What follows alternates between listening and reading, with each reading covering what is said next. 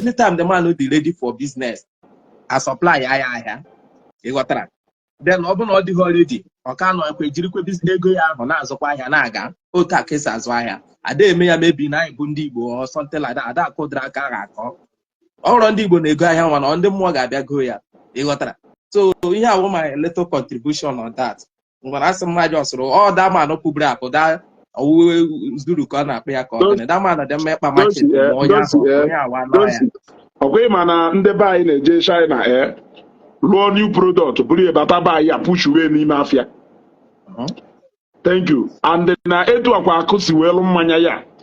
Ọkwa ndị mmadụ recognize the fact that no capital ka akụ inject wee take a risk ya wee lụọ mmanya. And ọnwụ na mmanya agaghị afịa n'ụlọ sekọl.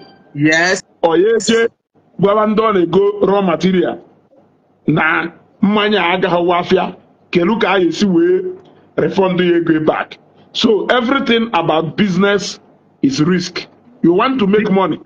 Yes, and when you are going into a business and the owner business a new product, you should know that number one, enwe patient, and number two, if you take the person, enwe so many bread. Ọkwa ị na-eme isi Lagos na-anata na-erute na Bini, anyị egolu rima bread mpe nke a na-ata etu a 2,200. Ife a na-ere love bite na Nnewi a 1,500 ka 1,800. My brother, to me, love bite ka atọ m ụtọ karịa rima bread a. But ife eji ego ewu ka o wee wụ egota bread Bini. Yes. Ọkwọ bread na bread o. A na-elekwa love bite 1,008. O nwekwa bread ya ka na-ele 13 ka 14. Ịpụta ebe akpọsa bread eruo 20 different names. Ndị mmadụ bịakwa ha na-ekorukwa different one etu ha si wee chọọ. So ịpụtazi isi na na-ele love bite 18. Why ndị rima ya eji ele 2002. Ndị makwa value of that rima for reasons ha ji wee chigorie. You cannot regulate the price for the person who is selling. And the most distributors na regulate their own price. Most distributors na ibi ihu na 500 naira. You must not sell above 600 naira. Let us not say we don't know. Most in fact, distributorship akwụkwọ n'ife ya we meet a requirement. When I go we big afia. Because that way product offer show them well capacity to move their product into the market. So if you don't have the capacity to move their product into the market, they cannot give to you. Yes. They cannot give to you. So all these things are emotional blackmail. I'm 100 years. My son is crying. My wife developed BP. Natural mumunye. My brother. Yes.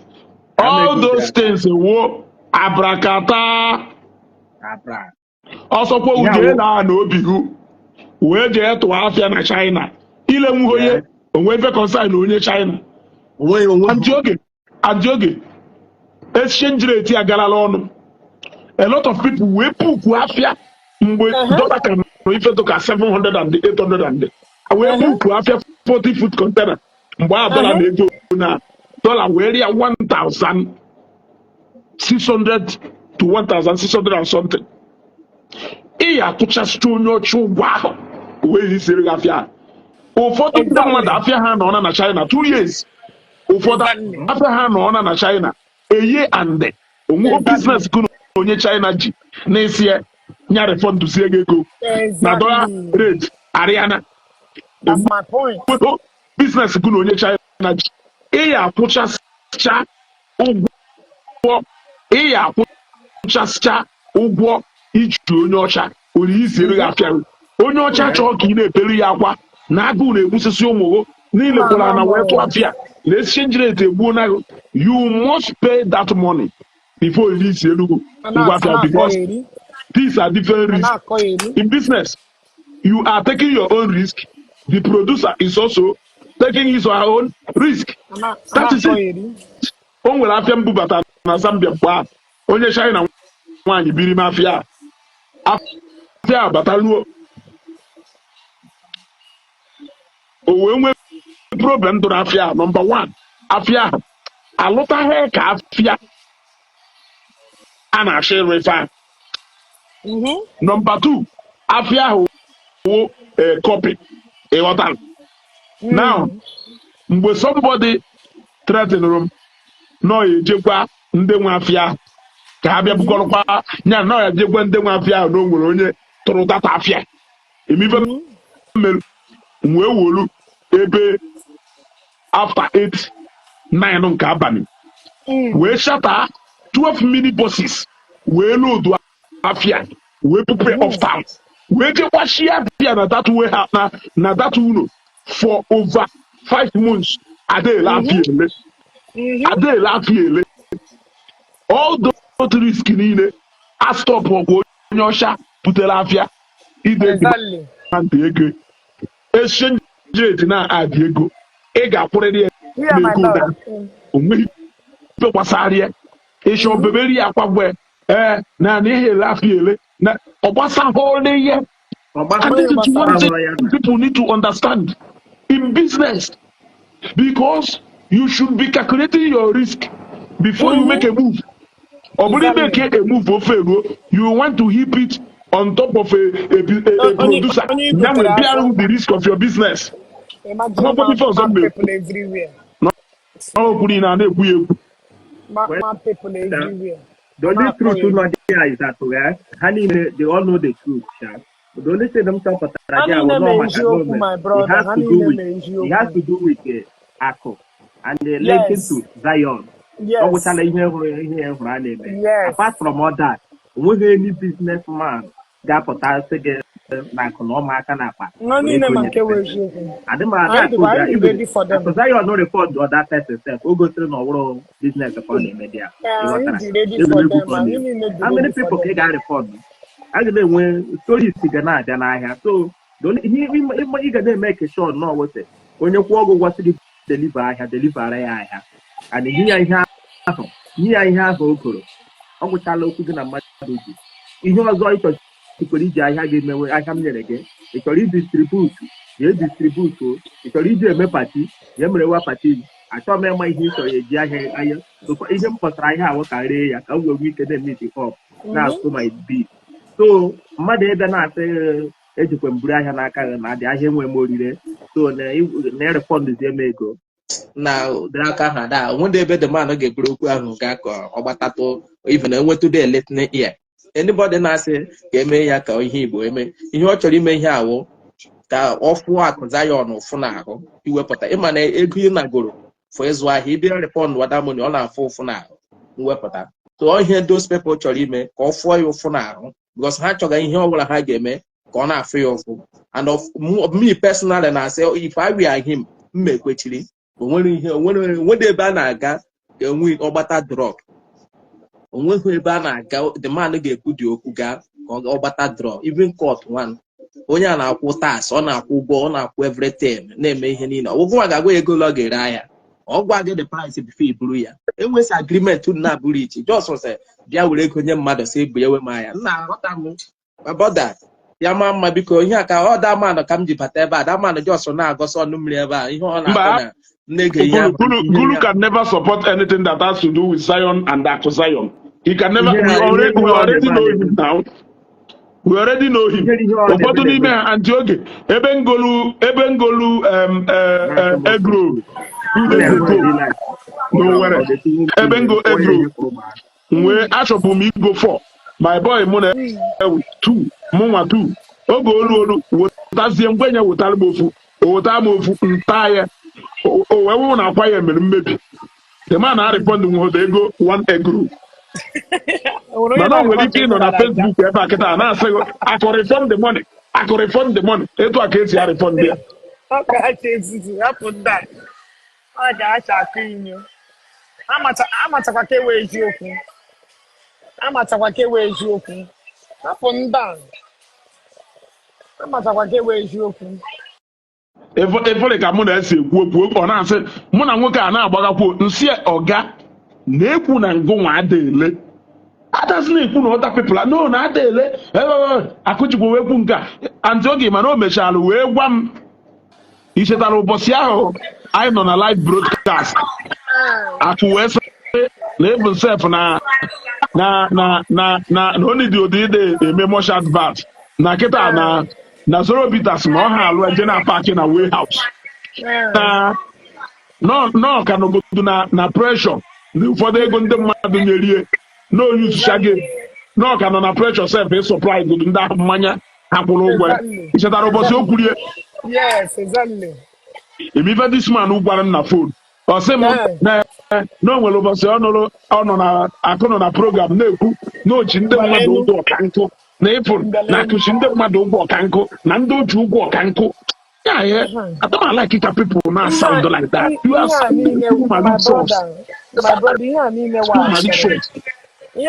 from Ebony law firm, from J Pipe and the ex-convicts. This is who they are. And it's quite unfortunate that the man has been used. Because all you call Galamishi. Because Shishi are getting with it, 2 naira again with it, 3 naira again with it, 4 naira again with it, than groom money. If he does not know how to really, that's your young good. You want to go? So, case closed. My brother, you are not here. One year, Quechilla. Balabala, what you would pay, and you're not here. You want to go? And you're Quechilla, 1 year, Quechilla. We will hear planning one who mean I know here. Balabala, what you were, I know here. While I heard. Even Chok, I'm going to your lack, man, weary. I see your lack, your two act. Oh, my putana, and you are good support. I haven't done anything how to come in any other. Yes, indeed, I'm almost in the by Helen. Mama was in the by Helen. I don't know the day our people will learn. But I hear, but I say on Facebook, self, who we pay our work, could yourself, who hold you accountable, because they put on Facebook, how many thousand people? No. If you're not a businessman who establish a company, you deal with people based on cash. No, a lot of people. Now confirm. Madam, I greet you. Thank you, ma. You got to go. They put on new. Akwa ebe a lot of people na wash in Orodia na discredit na tarnish image mmadụ na-ekwu na onye ahụ adọrọ trustworthy na ịkpọrọ a lot of people and okay, when we all know that na so many people which we know are in trust to go transaction worth over how many million na gas for that part so who are the people ịkpọgasịrị gbalago na adọrọ trustworthy who are those people? Ndị hetiri aka ọ dị ka na ezugo mmadụ ole ka ị ga-akpọ na social media na ọta iche enye ha back to back enye good credit about you akwa ya ga-asị ezugo ka ị na-aga na nke ya ọ dị ka ịkpọ mmadụ dị gburu so anybody jega ihe people ga-agwa ya maka ihe mmadụ nwanne ka ahụ gbasara gị ijecha you go and sit down it's none of our business ọ gbasara and oge Dr. Ogwuekpara sị na ọ na-ekene for the way you are fighting for the right things. Oh, thank you. Yeah. She stayed in Sugarland, Texas, USA. Oh, yeah, when I think I'm happy, you can concentrate on my documentation. Okay, thank you very much. You see? So, it's high time our people should stop all this coming to Facebook to come and tarnish the image of people. You know, on Facebook, na akado trustworthy, na akado an audio billionaire, na emodu no onwe ego, na nka amel. For God's sake, are you talking about the transaction you did with him? Thank you very much, man. Thank you very much, man. Thank you very much, man. I appreciate. Yeah? Are you talking about? Yeah? Are you talking about your business or you want to now start going personal? I want him. I don't know why people are failing. Maybe na coffee na phone, not sure can back. Yes, I took time to listen to him. I asked him a question. No. Even you enjoy your boy, let me know. Osim no boy good enough. Kelu business gonna emelu. Na ikwuru distributorship. Okay, one. Ako ojuru no ye busy obi bona le mmanya. Yes. No be the mmanya. Mechakwa ha discuss about something. Nyanwa deposit another 9 million. Mwesie okay. Ako ojuru no ye busy mmanya. Osim no. Akwa do ready to supply to you at any time. Osim yes. Then what is the problem? Na mmanya ye galala ọnụ. Na nke ndị ọzọ niile do ship nke gala ọnụ. Osina na maybe raw materials o ji welu nke. Osina standard olu nke. You cannot tell him how much he's going to sell his drink. However, ibululesha okwu osigele elezina egozina able will not supply go so may go for. If you want to get that money back without him supplying you goods, then you have to take it calm. It is not something you will force him.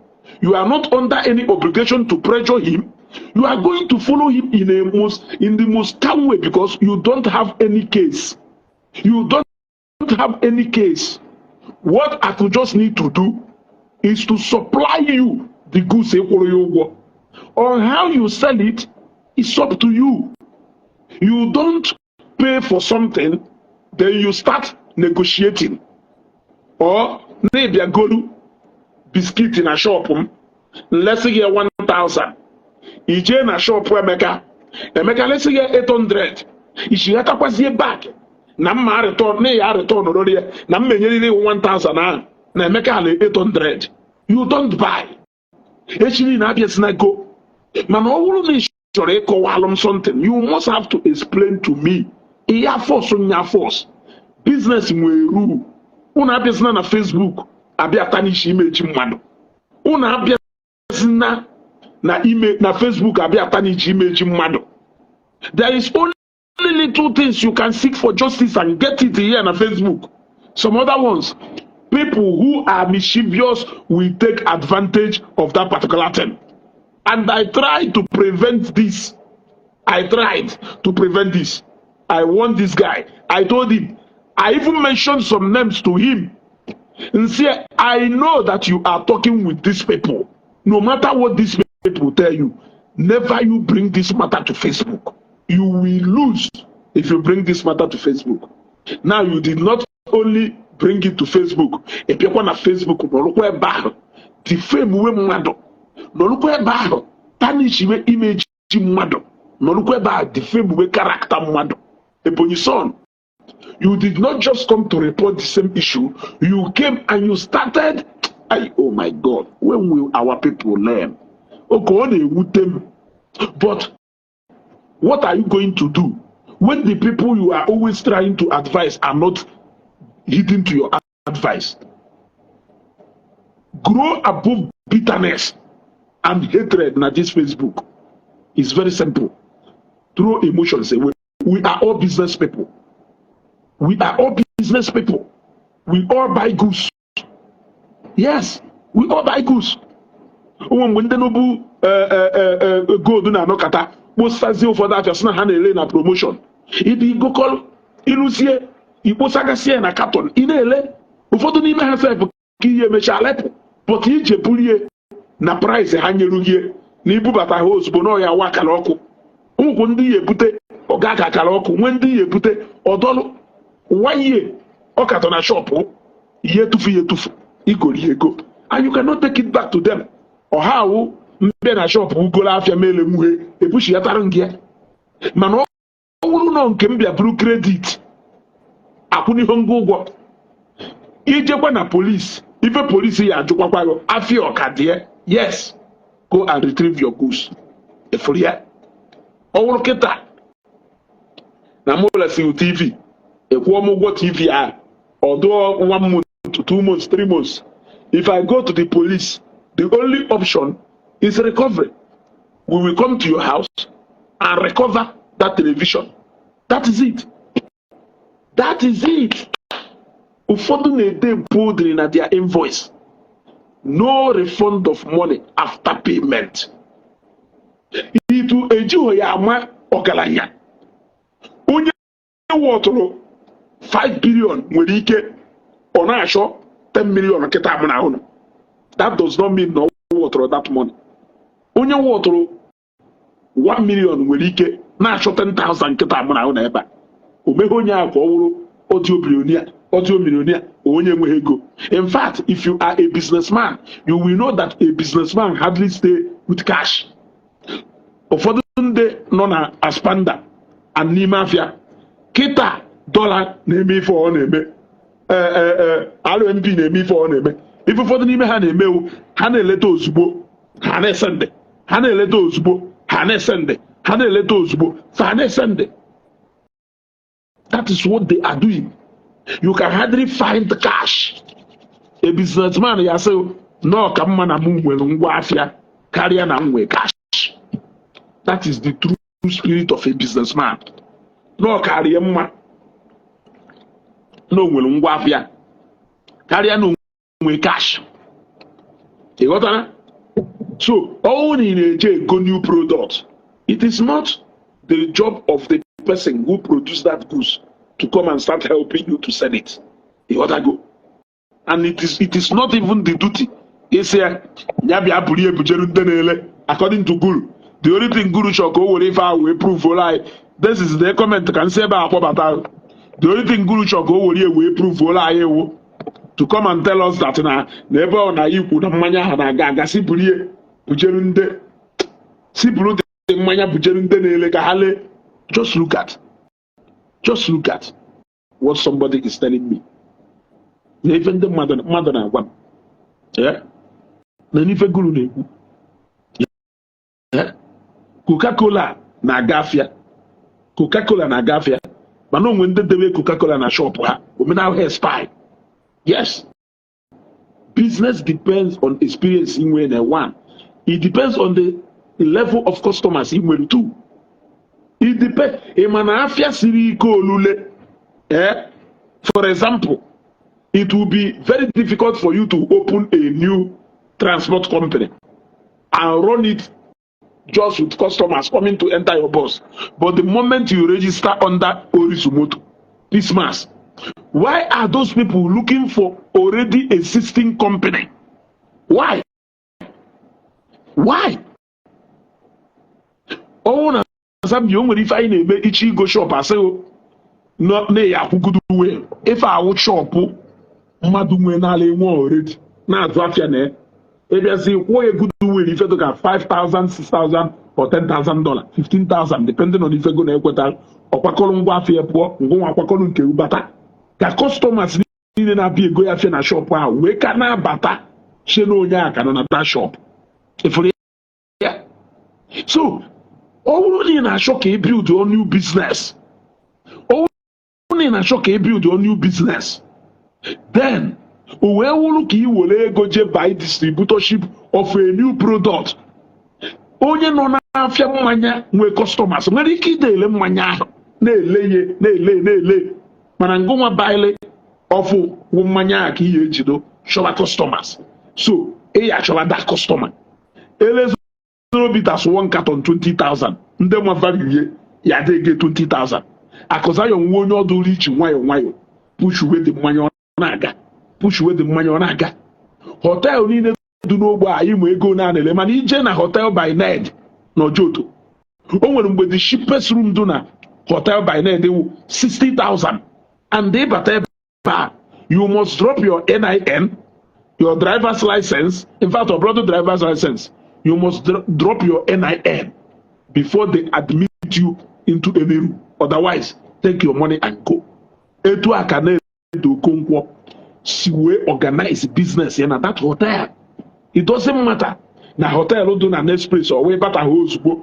Go na go. Obasa ho. Etu si we organize business here.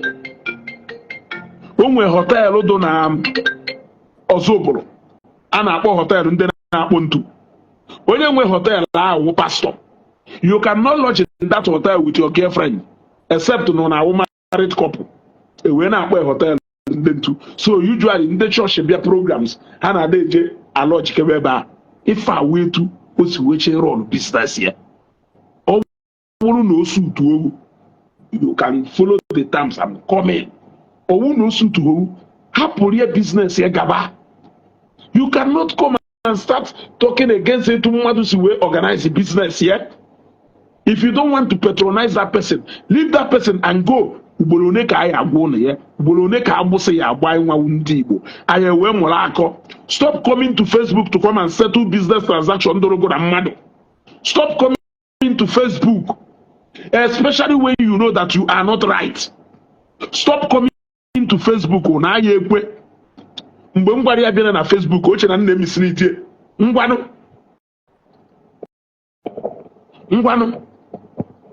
Yes. Je bụrụ afọ ọka ịzụọ.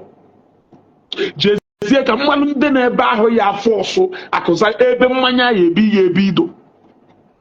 So ọ bụrụzie na nyanwa ahụ elede mmanya, kelee onye ọ ya eje blame.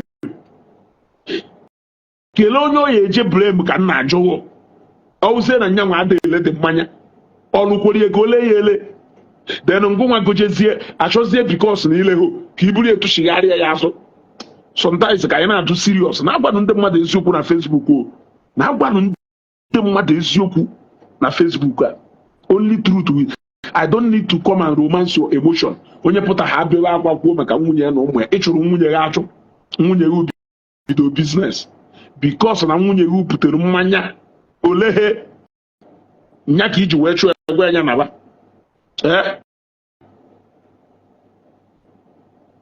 Ana m ajụ ajụjụ.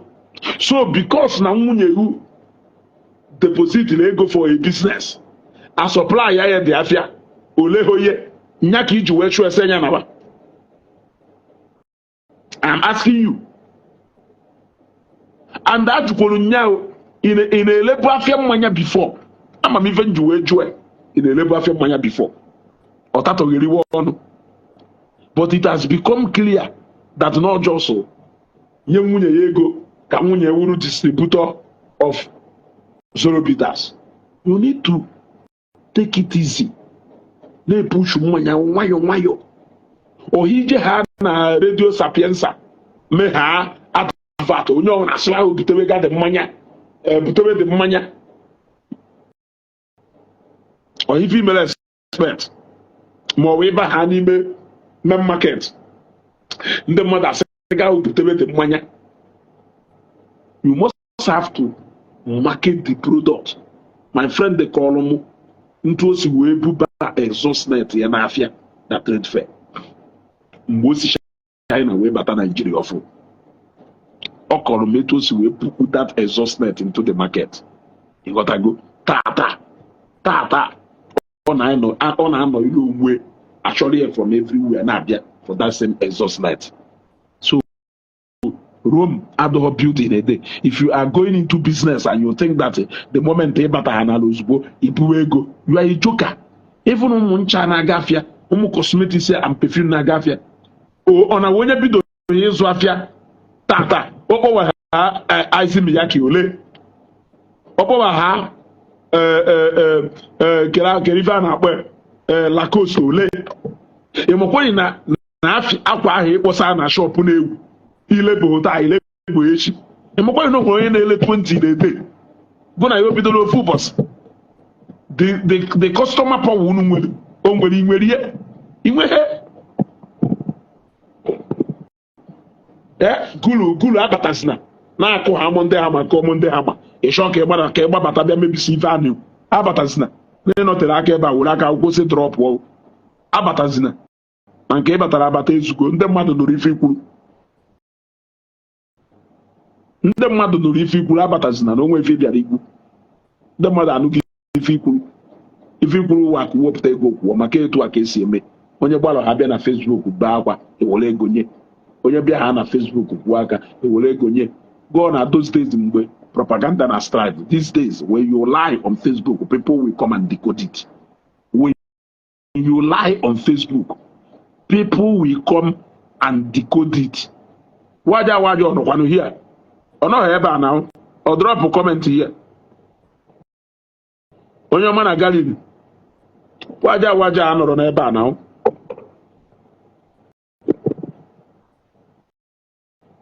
On your man a Galilee.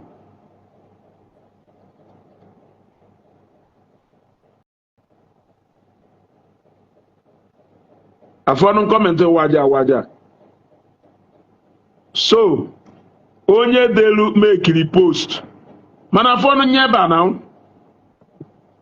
ebe the kọmentị do. Onye melu post agbarụ n'ọsọ je delete ihe. Mgbe ọ na-eme oche n'ome ha ye. Ndị mmadụ.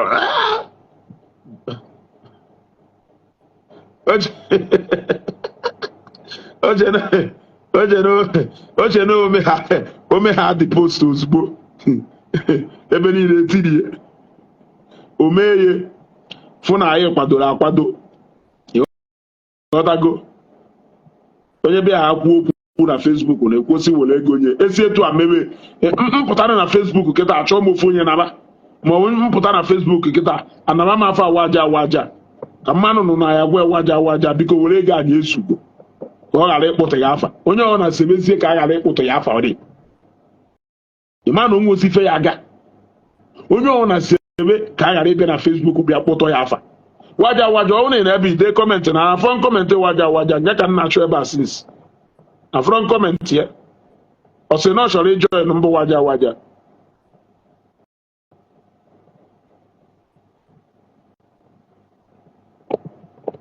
front kọmentị ya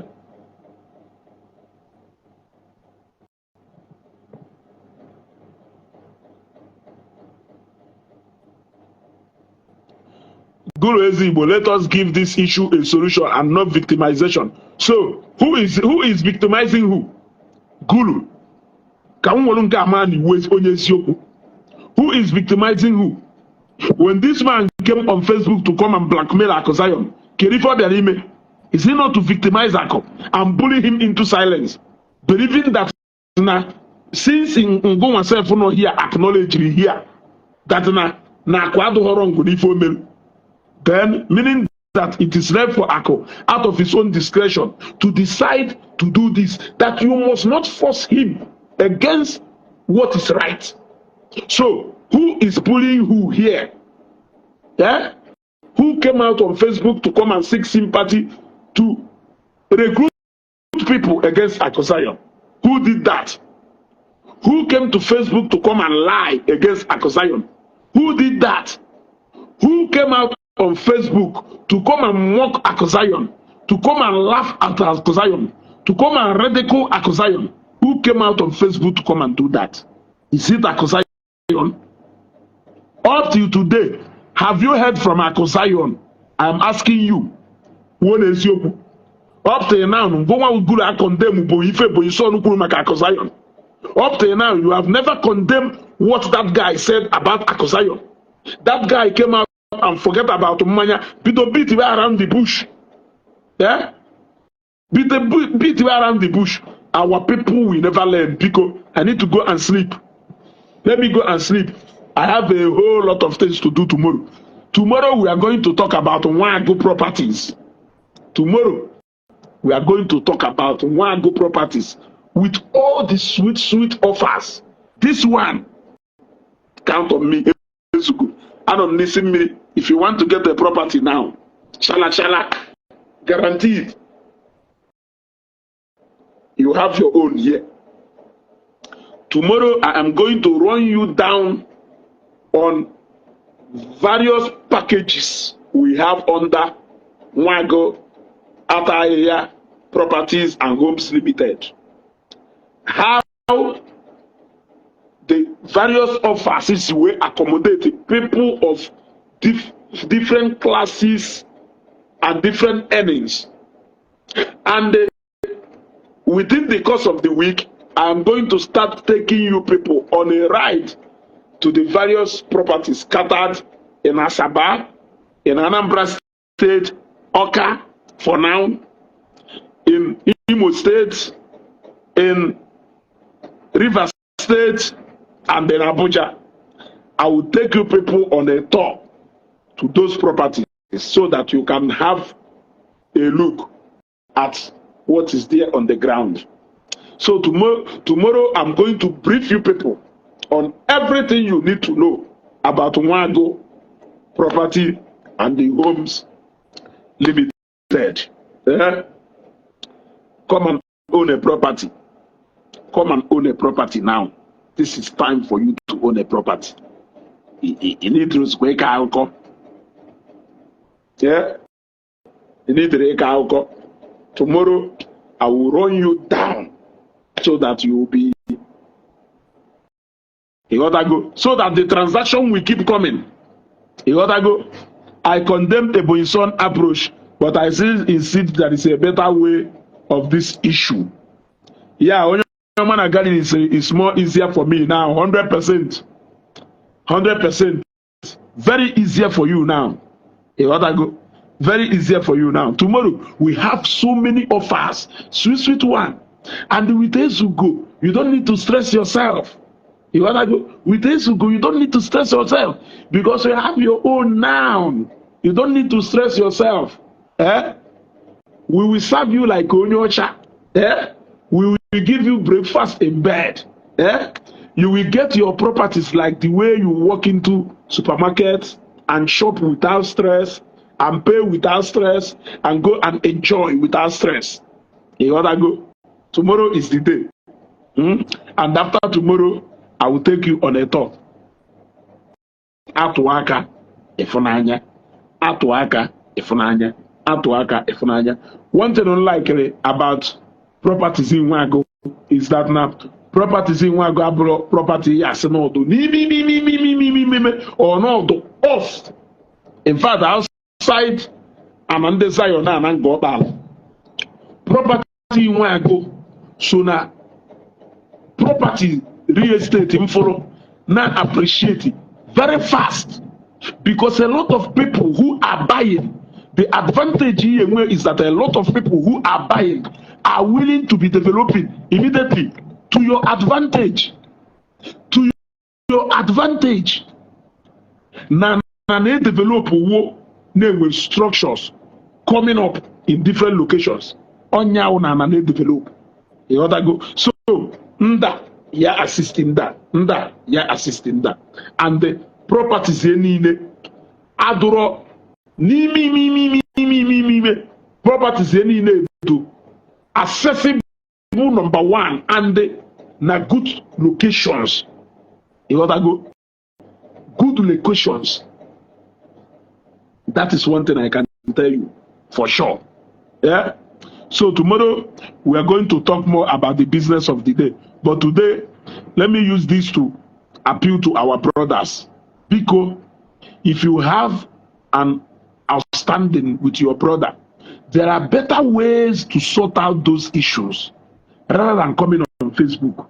I have a lot of complaints that are coming on my table. But I just have to do my due diligence before I bring it online. Apologies to some of those people who are bringing those issues to me. Yes.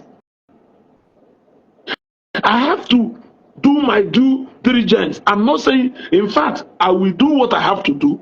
I will engage those people more offline than engaging them online. Yes. If at all there is any reason to even come online, then we are going to see. But outside that, the more engagement must have to be done offline. Yes, it must have to be done offline. So that is it. Avoid bringing your business, and even when you have the opportunity to come online to come and talk about such issues, stick to the facts and quit going personal. Stick to the fact, to the matter on the ground, and quit going personal. Egawa personal or wole kono. Egawa personal or doke na target image onya. Egawa personal or doke bial nya or doke na ewu nya anyoko.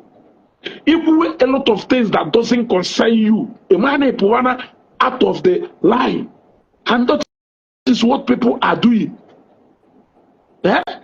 That is what people are doing. Uche wapa.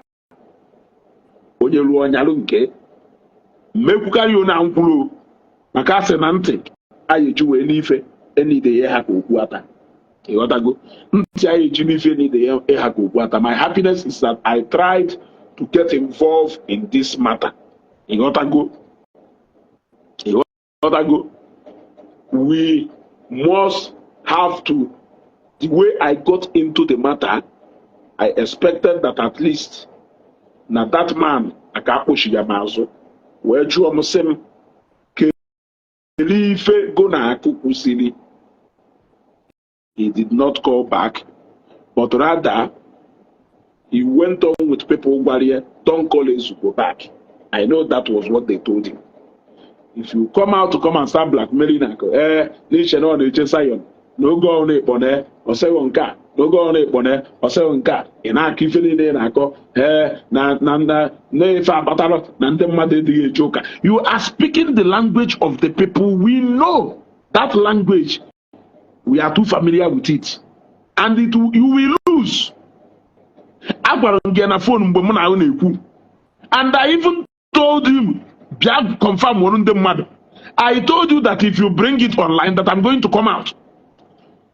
Why was that man? You confirm one if I can't tell you what I cannot do. I told him, if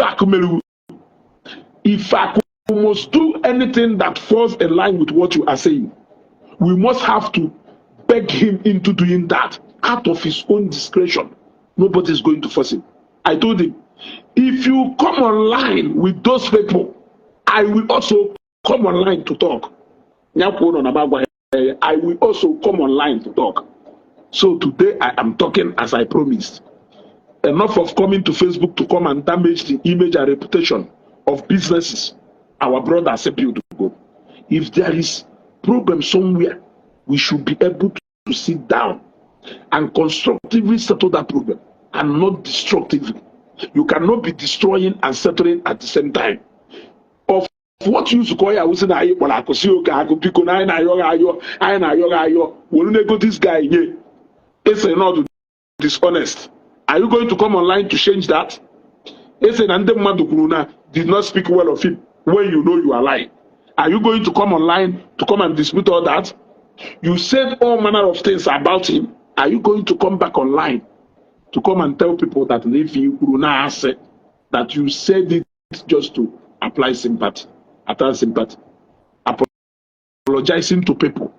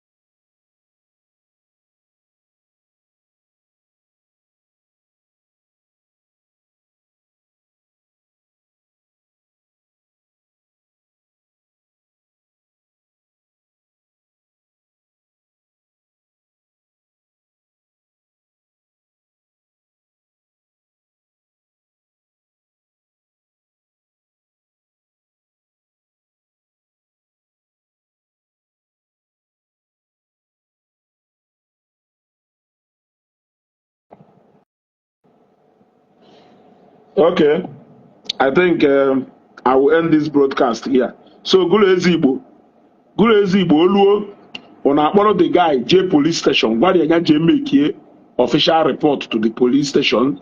Then, if he doesn't want to go to the police, he should file a case against Akosayon, na any court of his choice. He got to go, or carry here to her. He got to carry here to her. Unenye seri aka ku lawyer. Kute the best lawyer nwere ike inyere ya aka wee kpee this particular case. Kpee differently from the advice that I gave him. It is now on you people. since unu mụtagoro na ụnụ anyị ada agwa mmadụ nke wụ eziokwu agwago ngo kama mma atụ asị n'okwu a na Facebook a emechie m ọnụ mmekwu okwu kama mma atụ asị emechie m ọnụ ya n'olu ma silence is good ebe a ka ya nọ ma nọ n'ọrụ I will not say anything kama mma apụtakwu ife ya speak against my conscience mmekwu okwu mana nke a na-ekwu mma na ndụ right na ife na-ekwu I will stand on top of the mast wee na-ekwu ya ikpe mara eziokwu aka azụ ụdọ na ya nke a bụ eziokwu and ikpe ọwụna mara eziokwu a aka azụ ụdọ na ya unu emezina ekwu ha na-eji mmadụ ụgwọ na amasta unu ekwuzina emezina ekwu ha na-eji ụgwọ unu amasta pay him money yeah? I can come here and also assume, yeah, accuse you because now with social media, I can accuse you if I may. The mother bido cut on Facebook, you won't be happy. You will not be happy. You will be angry. So why now apata on Facebook who hana majujugo on our basta without knowing the details of the transaction? Transaction name with details. Before I go, let me end it with this particular something. I said it. 2021. When I share Nigeria na 2021. Mba onwe ka akwụkwọ si wee do. Mwechi ime akwụkwọ. Onye chọrọ imere m akwụkwọ ahụ wee gwa m na mma deposit $1,500 and $6,500 kwasha, which is also equivalent to close to $400, making it the total of about 1,900 USD. I deposited the money. Now, I have Zambia, but not Nigeria. Not Nigeria, akwụkwọ it was in Yanashia. So, Batawa. Oge mbata n'ụlọ ebe a mkpọwazie maka dị akwụkwọ o wee gwa m na some people ji dị akwụkwọ eji that company wee mere akwụkwọ wee probe nke ha na-abata, so na my own do on hold na apply for my own, meaning na my money ka do untouched. Okay, I now started requesting that money, says you see the money can I say the akwụkwọ that I will find my way. Agwam today, Agwam tomorrow, Agwam today, Agwam tomorrow. Note, from the time ego to this particular time now is almost 3 months. From the time ego to that particular time now is about 1 month and off. I will go this week, I will go next week, I will go next week. 1 month and meanwhile, onya when you send the ego. Usually, o send the ego. Oje na my shop, my workers, a year back the money in kwacha or in dollar. So, don't forget that na about $2,000 US more the America. When send the 100,000 naira, no more yenye ego. O send the that money ta, Urona mbodeta, menye ego, Urue chinine, o send the message ozugbo. No, I like Ifa. Never we go business here can you. At first, I couldn't comprehend this thing. When there voice note, we say, oh, na ego business so can you. Nkenye ru ego nsutaro n'ọgwụ konke mmeta na Yahoo can you. Are you not aware that na ego mi ji we go business nkwa ka ọwụ na nke a dị iche. Na nke a wee go to eme business. We say, oh, so since over 1 month and ka ị na-atọ ọnụ m n'iya nye ego, but just one day ka m gwara na mmede ga enye ego o wutere. So na-ewu ọma nke ye ama nke onye ọzọ. Na because of this, calculate my balance. Ịgwa m mgbe ihe nye gị ozugbo ka ọ ghara isebere mụ na gị okwu. Ọ pụzie chekpesabalụ ndị mmadụ no send the ego. Jona Maya Kuchiga you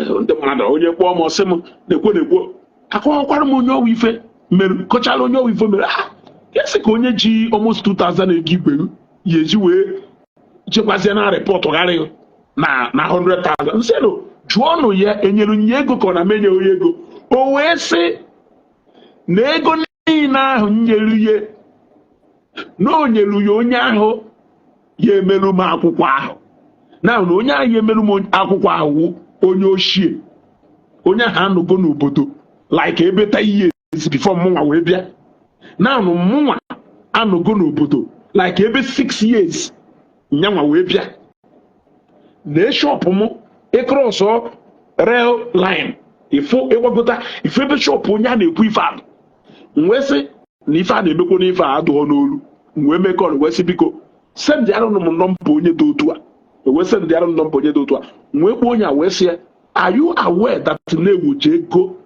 m nwetara anyị ji wee mee akwụkwọ m nye gị ọsị m yes nsị kerụzi ife m ji wee nye gị over 2000 ego igwe up to today unu gwa m na unu ya eweta ego taa unu agwa m na unu ya eweta ego echi ọsị m na onwe 2000 ego igwe enyere ya na ife nyere ya 1000 wee sị so na odogwu ji almost 900 m tinye na akpa wee na-achọ ka ọnụ samọgụ na 100 m wee kpọọ ya na fonu wee sị ya nwanna m na m akpọgo onye mere akwụkwọ wee sị na ife inyere ewu 1000 ego igwe ọkpa wee tọọ ya n'ala ọkwa ebe a ka esi wee profewazie solution joriti na ọ gwaziri m owu na hens na m ewelu n'aka njekpo onye ahụ na nke ahụ onye ziri n'ọmụ ya narịa ya nchọkwa ajụ m ọma m mmanụ m ọfụma na m ụdụ that fit na njọ na mma anatachasịcha ego ahụ ntụ osi na chọ ọma m mmanụ na m ụdụ that fit na abụrụ m nwata n'obodo ahụ ịghọtago 13 years plus abụrụ 13 days wee sie na nsogbu adịghị ka ọ ghara ise don't worry na mmeje nata nke ahụ minus godu 100 a na ebe 900 mgbe ahụ as for 2021 anyị gbakọchara ego ahụ mgbe ahụ ego ahụ pụta ebe 800 and yes I think na ego ahụ pụtara ịgbakọ ya wutikwashadu n'elu ego ahụ pụtara almost ebe close to 800,000 plus or so or ebe 7 or so I don't know mgbe egwe minus 100 a ekwuwanụ m nke fọrọ from that day wee ruo taa onye ka ọ kwụgoro n'ime mana onye nyere 1000 akwụchasịcha na nke kwụfọ 200 onye kpata na mgbe 200 a jere isere mụ na onye ahụ okwu njọs wefuo ejewala onwe m till today I waved it onye nke 1000 akwụchasịcha na kwuo anụrụ na Nigeria ebe a my cousin je na-anata ego a onyekwa $100 ụfọdụ onyekwa $100 osetu anyegide ego a before nsi Nigeria na-abata Zambia ọkwụfọgo ego a $200 nyanwa na onwe ihe chọziri ịnwụ m ọgụ maka 100,000 ọkwụrụ one n'ego a wee ruo taa onye amaghị ebe anụghị ebe ọha agwaghị agụ na-eji mmadụ ụgwọ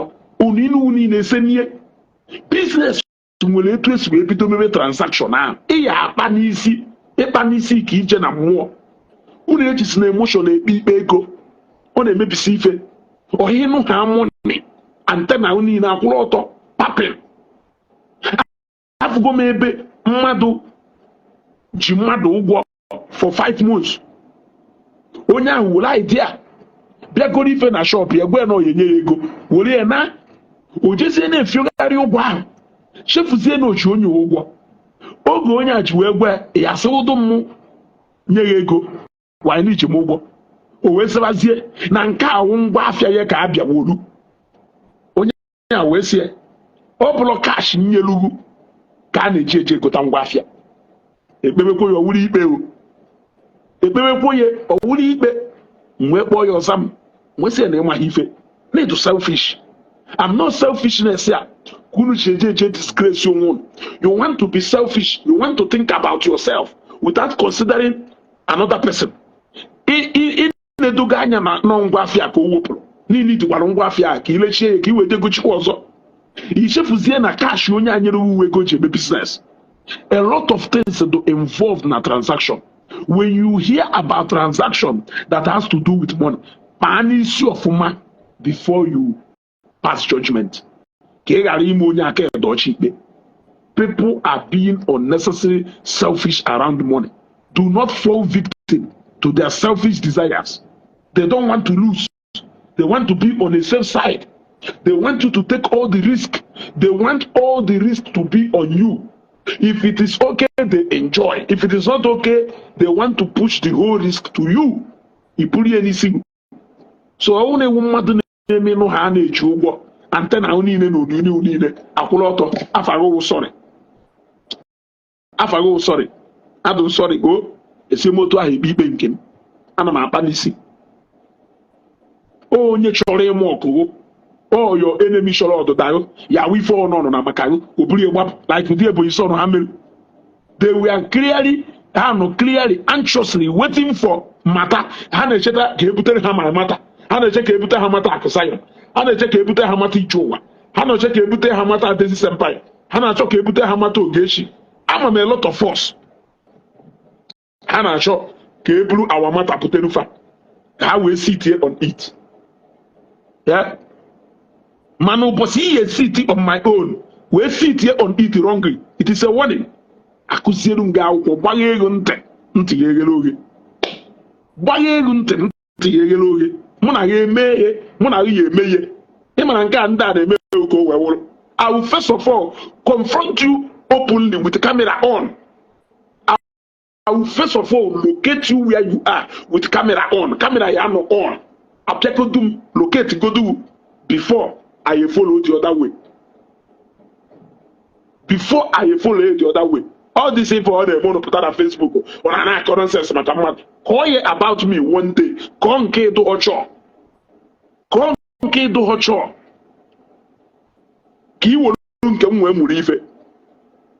People decide no na I learn how to be civil. You people don't want to be responsible. Unachally do responsible. May about me can locate here being with camera on. Munayo fugodu one-on-one. Then I follow another way. That understand. Because you must understand. You must understand. In a season, perhaps for Bosia, in where it came, I'm always got one to know where I'm Musirike. Why you no moon? Why you no moon? Look at the people son Edu Ibu Kamonke, and Kanka, audio billionaire, in where go, Kanka. Good onion has so you can we go. Ikayama, where go, Ikayama. He cannot sign an influencer. Why can't you go and make your own product and sign an influencer? Is he not your fellow man?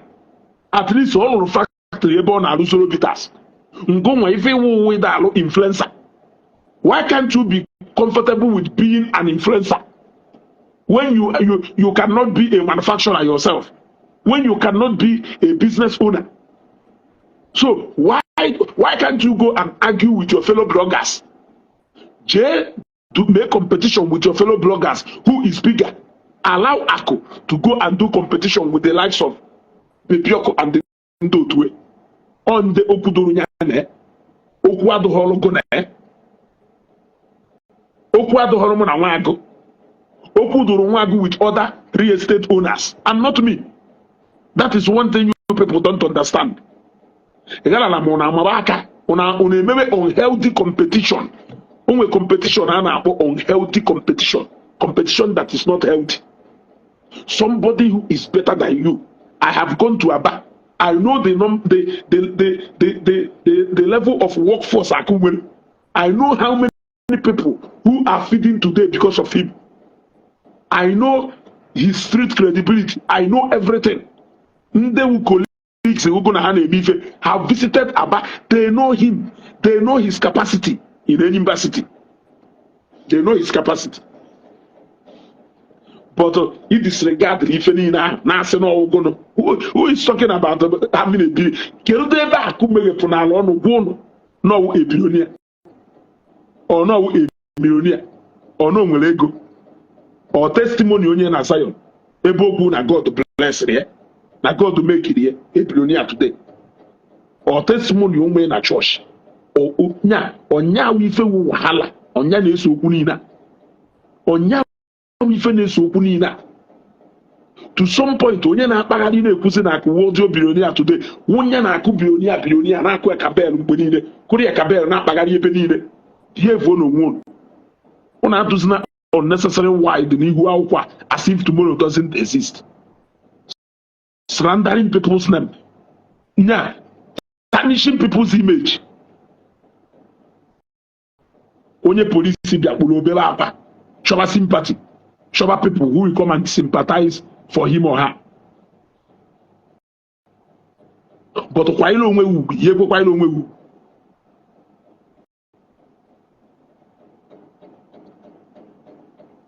Unu nwere this thing. I am the brand ambassador of Nwagwatafia real estate. We go into business. We start showing people what we have, the offers we have, and remove eyes na other ones.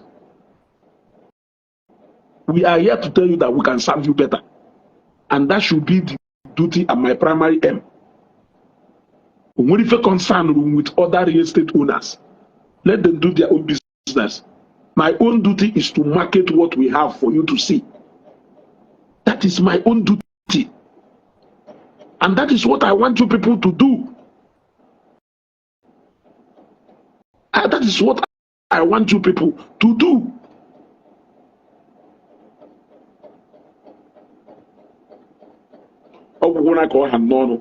Remember that tomorrow we are going to talk about our brand. A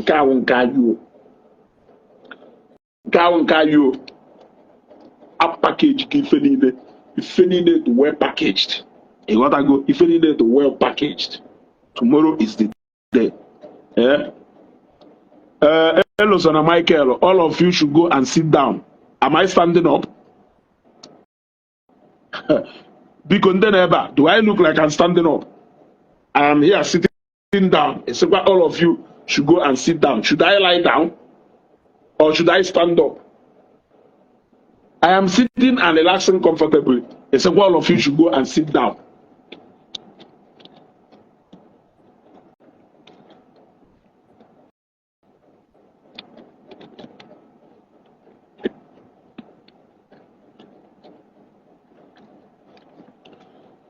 Okay, we'll call it a day here.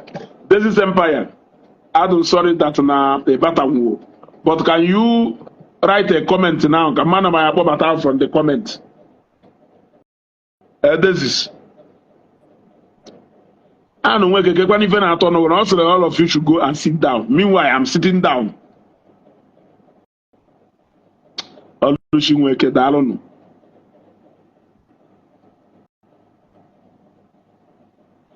This is they comment ka mana ma ya kpọbata ko e ya akpọ na phone can tie na speak out.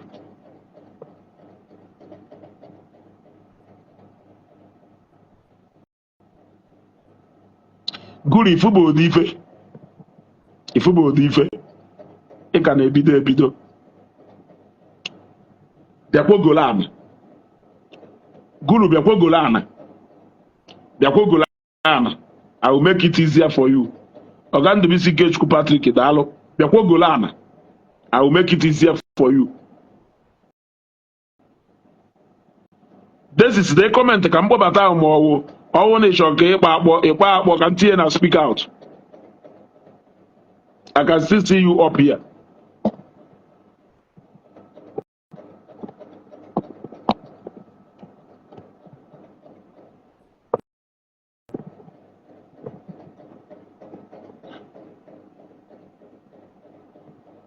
Oh, that Ephraim.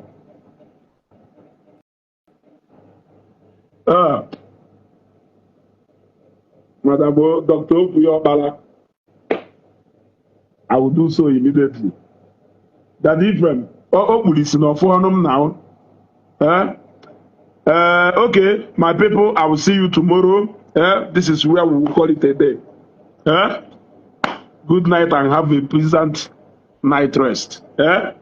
Signing